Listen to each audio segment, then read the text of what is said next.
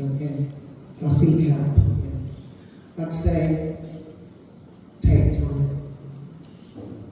Give yourself a chance to be free of the trauma, the ugliness, the self-doubt, you're not worthy, all of that. You don't have to speak like how I've spoken out. As I said, you can do one-to-one sessions. It's very, very difficult when you have lived and buried that trauma for a very, very long time. But these people are professionals. They know how to get you to release.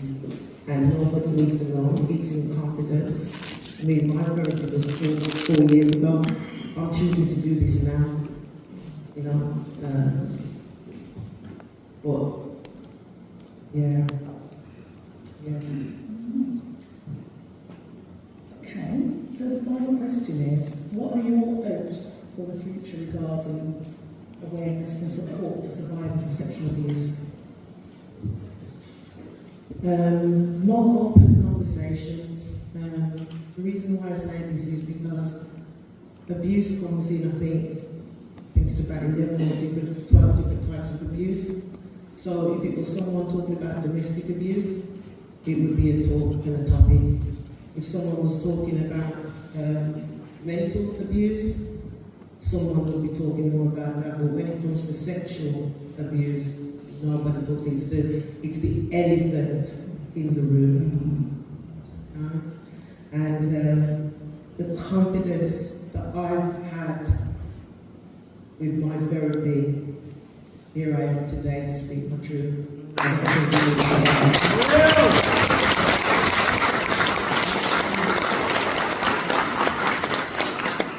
Just take small steps, just one step at a time, and read my book.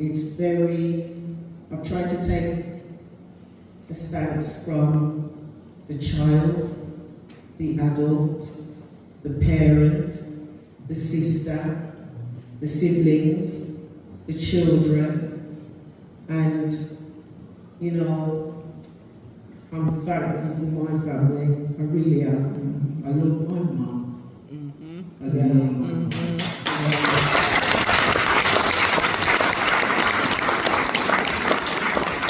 I won't share anything now. You just have to read the book. Yeah. But all I know is I am extremely blessed. I'm speaking my truth.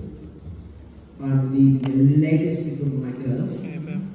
And, I say to you all, if you have children, grandchildren, talk about it. Let them know. If someone says to you, no one's going to believe you, you tell them. You show them, I believe you. And so, if not, if you can do like me, wrap mine up in cotton wool and just watch them like a walk. Anybody else with them? But you are the parent, you are the role model, you need to protect them. And that's what I say in my book. I talk about the law, I talk about what happens if a case like this goes to court, if people are believed, disbelieved. Some people are lucky and they send their abusers, the perpetrators, to jail, and some go for about 10 years. So in my book I speak about that because it's important. You can see that and you know that there is some form of protection is to go and report it. If you don't want to do it on your own, go with someone. And also I've talked about if you do go that way and then you still lose because there's insufficient evidence, or the person's acquitted after all of that. Remember the trauma the person had been through before all of that, and then to go through the trial aspect of it, and then still to come out with nothing. So it's food for thought, thought-provoking, but in the end, I talk about healing. I talk about types of resources you can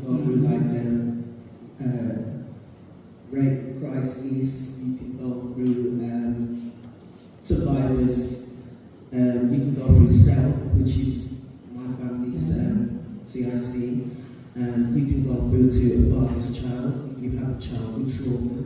You can, as a woman with trauma, speak to or join the women's group for the Black Women's Focus Group.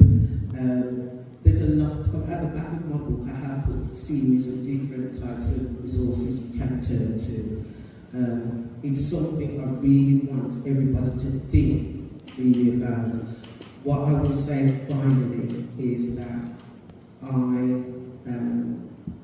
went on to do a lot of listen to a lot of motivational speakers and pull myself out of the pit. And then I went on to practice Stoicism, and that's ancient Greek, CBT. So we all hear about CBT, but CBT's been going around for more than a century. So it might be something that you can self-absorb and help yourself, but if you can't speak to somebody, as I said, we're set up and everything's in confidence.